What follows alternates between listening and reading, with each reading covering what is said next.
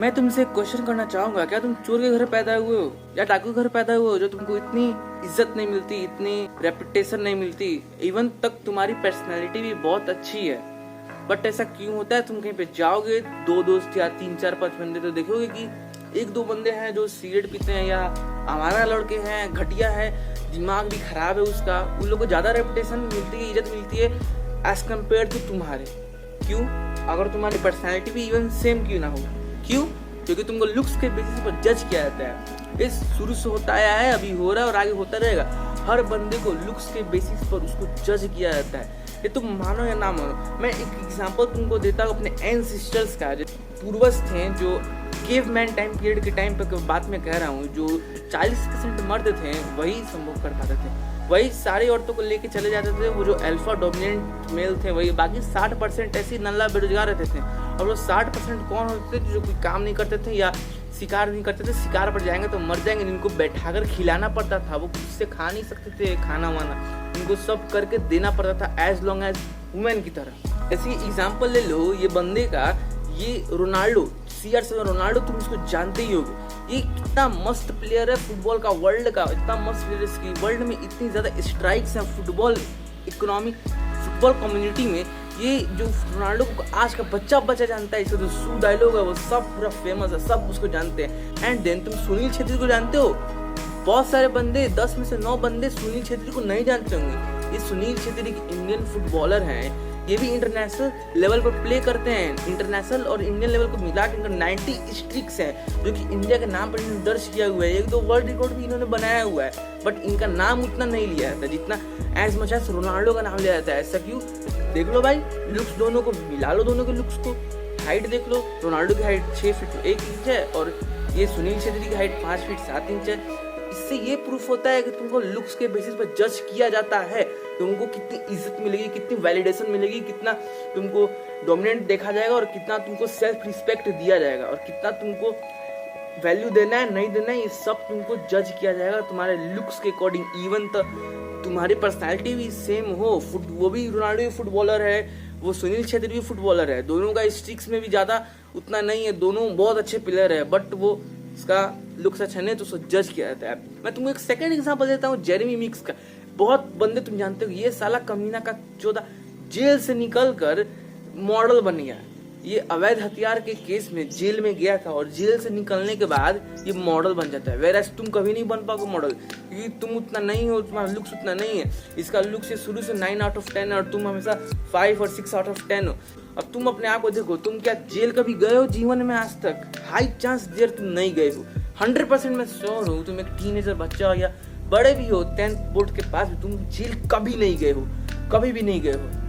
तब भी ये देखो, ये बंदा जेल से निकलने के बाद मॉडल बन गया। वेरएस इतने सारे इंसान पढ़े हुए हैं अच्छे अच्छे, जिसका कोई क्रिमिनल रिकॉर्ड नहीं है, वो उनको मॉडल कंपनी नहीं उठा रही, वो पढ़े हुए हैं। एंड देन कितना मैं तुमको एग्जांपल दूं, लुक्स के बेसिस पर तुमको जज करते हैं। ऐसा क्यों करते हैं? क्योंकि देखो, हमारे जो दिमाग होता है ना, ये केवमैन टाइम पीरियड से, जो बंदा ज्यादा डोमिनेंट या ज्यादा अच्छा अट्रैक्टिव होता है ना, जो ज्यादा काम धंधा करता है, लोग उसके पास जाते हैं क्योंकि वो वैल्यू प्रोवाइड करता है। एंड थर्ड, हमारा चहीता Iron Man Robert Downey Junior, सब कुछ जानते होंगे, टोनी स्टार्क के नाम से ये फेमस है। ये बंदा अपने बाप के साथ ड्रग डीलिंग के केस में अंदर गया था जेल में, और वहां से आने के बाद ये देखो उठा, इतना मस्त बना, आयरन मैन एक्टर बना, वर्ल्ड में चारों ओर एंड गेम में तबाही मचाई, फेमस है वर्ल्ड में चारों ओर। वेरएस इसके सारे बहुत सारे एक्टर हैं जो इतना अच्छे पर्सनैलिटी होने के बावजूद, इससे लाख गुना अच्छा स्टेटस होने के बावजूद भी नहीं फेमस हो पाया। एंटमैन को देख लो, एंटमैन इतना फेमस नहीं हो पाया। एंटमैन भी एक अच्छा आदमी है। अच्छा, दोनों का लुक्स को मिला लो, Iron Man is attractive person looker than the Antman, क्योंकि उसकी बियर्ड भी बहुत अच्छी लगती है। कहने का तात्पर्य ये है, आई होप तुम मेरे पॉइंट से रिलेट कर पा रहे हो कि लुक्स पर तुमको जज करते हैं। इवन तुम्हारे जो कजन सिस्टर्स हो गए या कजन ब्रदर्स हो गया, कोई भी होगा, तुमको लुक्स पे जज किया जाएगा।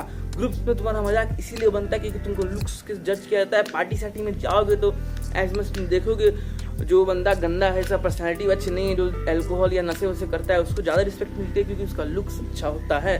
तुमको लुक्स पर हमेशा जज किया जाता है। अब बहुत सारे बंदे कहेंगे पैसा है तो सब बड़ी बड़ी बातें हैं। वेल, पैसा है तो बड़ी बड़ी बातें हैं, बट कितना भी है, लुक्स भी मैटर करता है, पैसा भी मैटर करता है, ऐसा कोई अकेले का बात नहीं है।